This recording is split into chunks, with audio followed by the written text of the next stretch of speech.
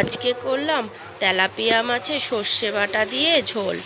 কড়াইতে তেল গরম করে নুন হলুদ মাখিয়ে রাখা 2 পিস তেলাপিয়া মাছ ভেজে তুলে নিলাম। আবার 2 পিস মাছ দিয়ে দিলাম, সেটাও একটু লাল লাল করে ভেজে তুলে নিলাম।